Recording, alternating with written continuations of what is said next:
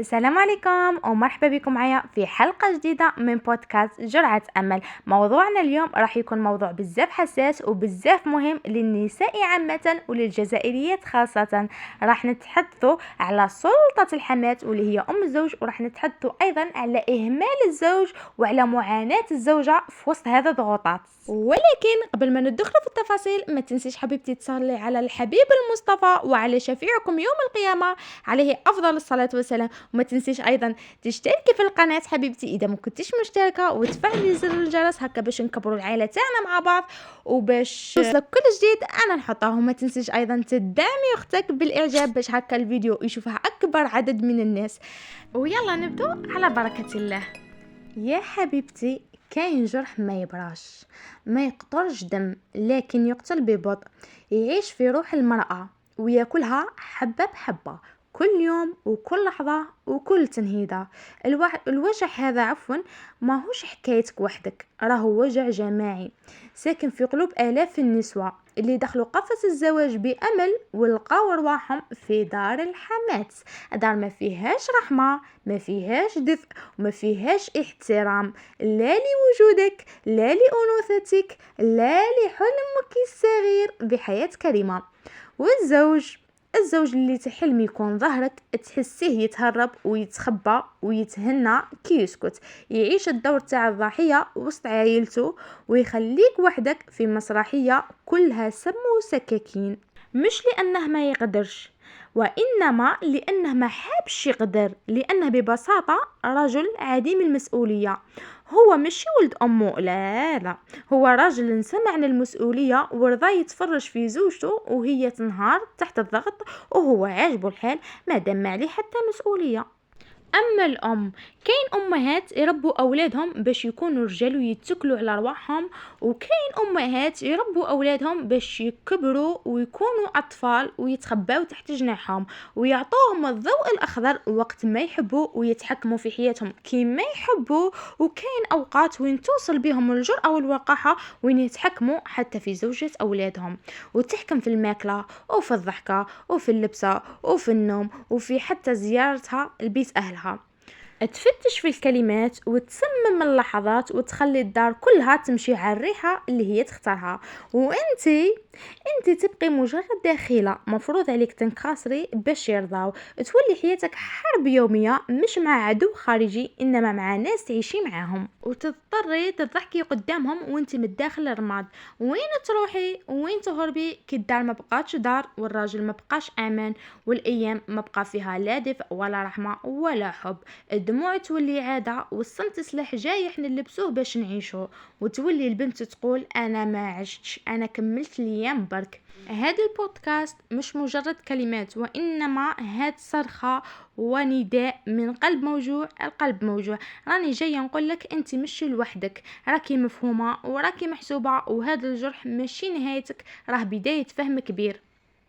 في لحظة تلقي نفسك تعيشي معاهم وتتولي تنفسي الخوف، ماشي الخوف من الصراخ ولا من الضرب، وإنما خوف أعمق، خوف من اللحظة اللي جاية ومن الكلمة اللي جاية ومن النظرة اللي ممكن تحطمك بدون أي صوت. تتوجعي من سكوتهم، سكوت يقتل بصمت يخليك تشكي في روحك وفي قيمتك وفي وجودك كامل، وتتعلمي تبكي في السر وتضحكي في العلن، ضحكة ما فيها حتى ذرة فرحة، ضحكة مزيفة ترضي بها الناس دارك وتسكتي بها الأسئلة باش ما يقولوش راكي حساسة ولا راكي تكبري في الأمور، ما يحسوش بيك لأنهم ما يعيشوش يومك وما يعرفوش ليلك كيفاش يجوز، ما يسمعوش بكاك اللي يخرج الساكت على مخدة، وما يشوفوش قلبك كيفاش يتشقق وانت تحاولي تكوني قوية.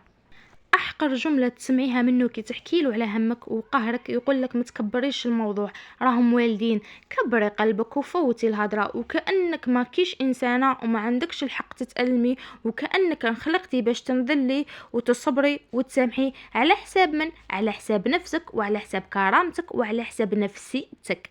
تولي تحسي نفسك عايشه مع اعداء على هيئه اهل، ومع زوج من المفروض يكون اقرب روح ليك، ولكن للاسف سمح فيك وخلاك تجهدي في الحرب وحدك وخرج منها وكأنها ما تعنيش أبدا. وانتي شكون يداويك وشكون يسمعك بكل صدق وبلا ما يجاملك وبلا ما ينافقك؟ شكون يفهمك بلا ما يحكم عليك؟ الناس تحب تتهرب من مشاكل الحماة وكأنها شيء عابر. الراجل هو اول واحد تخلي عليك بحجة امي الله غالب تبقى والدين وما لازمش نزعفها ولا نجرحها. انت بقيتي مع الوجع تربيه وتغذيه وتغطيه وتحاولي تسيطري عليه وتعطيه اسم قدري مكتوبي، لكن الحقيقة والله ماشي قدرك اللي راه صاير ظلم، والسكوت عليه مشاركة في الجريمة. الزوج اللي يتهرب من مسؤوليته، اللي يخلي زوجته عايشة على حساب والديها، هما يمدوا لها، هما يشروا لها، هما يعمروا لها جيبها، وبالك حتى هما يصرفوا عليها ويوكلوها. الزوج اللي يختفي في الوقت الصح وكي تعيا تقول له زوجته انا تعبت، يجاوبها ما راه خاصك والو، راكي تكبري في الامور برك. هذا مش راجل، هذا جدار بارد ما يدفيش وما يحنش وما يوقفش معاك. المرأة تحتاج شريك لحياتها وسند تتكل عليه وتشوف فيه روحها، ماشي طفل إضافي تتكفل به. راها تحتاج راجل يحس بيها ويحميها ويوقف معها ويبني معها، ماشي راجل يتهرب كل ما المسؤولية زادت ويخليها تطيح وحدها وتحارب وحدها وتنهار وحدها وتنوض وحدها. كاين بنات بكاو حتى نشفوا دموعهم، كاين اللي حواجبهم هبطت وعيونهم ولات زجاجيه من كثر الصبر، كاين اللي نساو كيفاش يحكوا لانه كل كلمه محسوبه عليهم وتولي ضدهم. كل ليله تحط راسها على المخده وتقول انا ما طلبتش المستحيل، كنت نحلم بحياه بسيطه دافيه براجل يحبني يحميني يحترمني، ماشي واحد يدير روحه ما شاف ما سمع ويقول دبري راسك وهي تدبر وتنكسر وتكتم، تدبر في الكرامه وتخسر صحتها وتدبر في الصبر وتفقد ذاتها. تولي الأيام كيف الكربون كلها تشبه بعضها، نفس الوجوه نفس النكد نفس الأسئلة اللي ما تتبدلش، وين راكي، واش طيبتي، وعلاش ما درتيش هاديك، وعلاش ما غسلتيش هاديك، وعلاش ما نظفتيش، وغيرها من الأسئلة. ولكن ولا واحد يسألك اسكو راكي مليحة، ماشي مليحة بطيابك ولا مليحة بنظافتك، إنما مليحة بقلبك، مليحة بروحك، مليحة بتعبك اللي ما بانش. تحسي روحك جارية في دار ما تستعرفش بيك، كل ما تدخلي بيت تحسيه يرفضك، تحسيه يلومك على وجودك، كل ما تمدي من تعبك يردوه لك ببرود وجحود. تولي تخافي من الصباح، تخافي من صوت أمه، من عينيها اللي تراقب، من كلامها اللي تقطر السم ولكن يتغلب في السكر.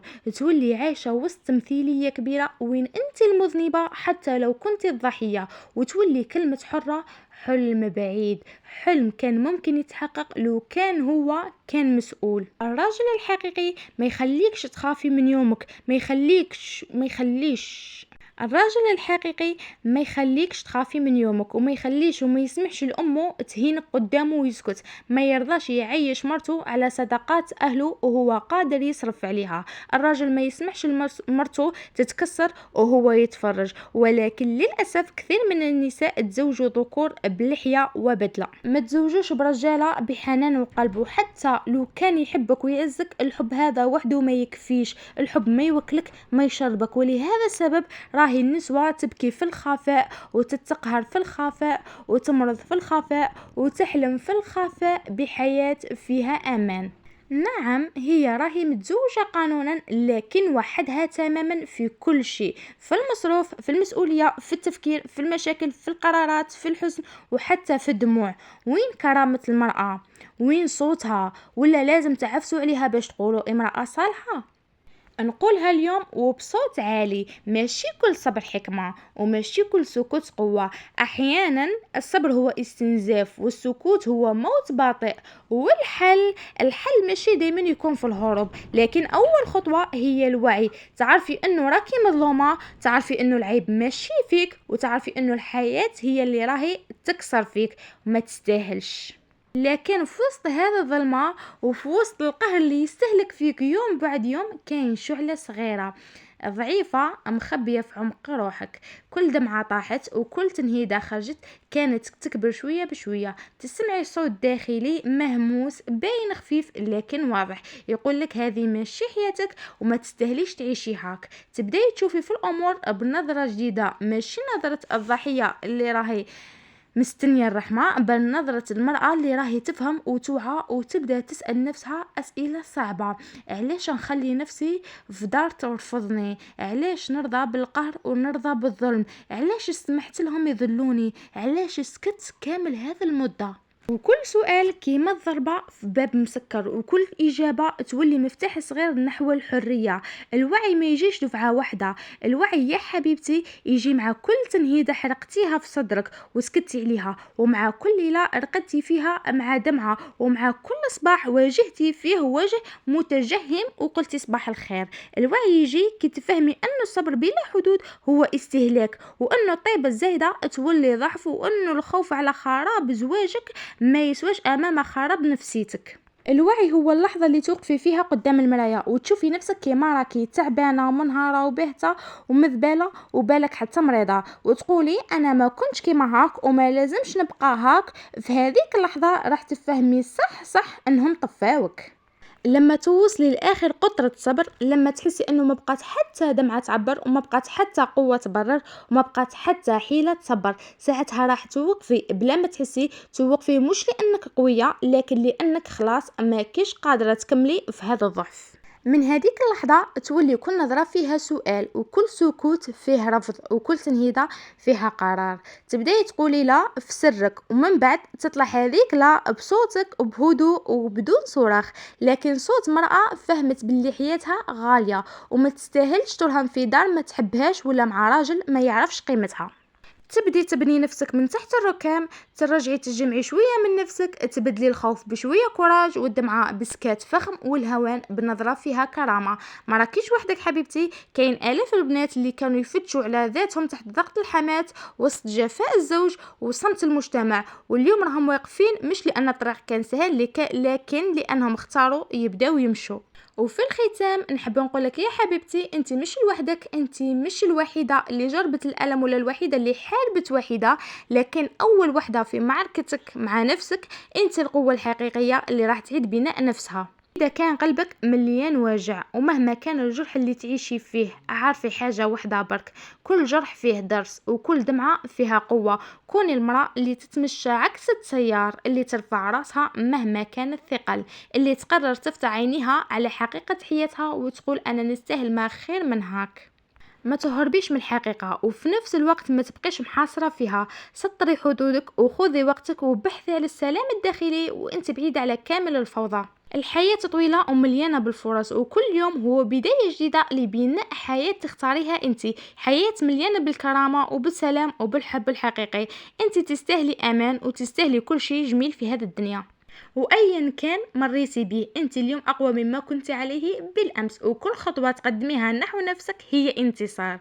انتصار على الالم وعلى الضعف وعلى كل اللي كان يحاول يحطمك. والان بعد ما سمعتي هذه الكلمات، اعرفي انه انا وانت نقدروا نعيشوا حياه افضل اذا قررنا عفوا نكونوا اقوى ونحبوا انفسنا كيما رانا بكل ضعفنا وبكل قوتنا. انت مش لوحدك، انت اقوى من كل شيء مريتي به. انت البدايه والنهايه، وانت الامل. ما تنسيش انه انا راني هنا على جالك انت حبيبتي. اذا عندك اي استفسار او اي موضوع حابه نناقشوه مع بعض، ما عليك غير تخليه لي في التعليق، واكيد راح نكون في الخدمه. اذا هذا البودكاست لامس قلبك، واذا حسيتي انك جزء من صوتي ودمعتك نزلت مع كلمه من كلماتي، ما تنسيش تخلي هذه الرساله توصل لبنات محتاجينها. وبلا ما نوصيك حبيبتي، اشتركي في القناه وفعلي زر الجرس باش يوصلك كل جديد نحطه في القناه، وباش نكبروا العائله تاعنا مع بعض. وايضا الدعم يختك بالاعجاب باش الفيديو يوصل أكبر عدد من الناس، وباش هذا الصوت يوصل لكل واحدة محتاجاته. شكرا لوجودك معايا في هذه الحلقة، وتذكري دائما أن جرعة أمل واحدة كفيلة باش تغير مسارك. إلى اللقاء في حلقة جديدة من بودكاست جرعة أمل. دمتم في رعاية الله وحفظه.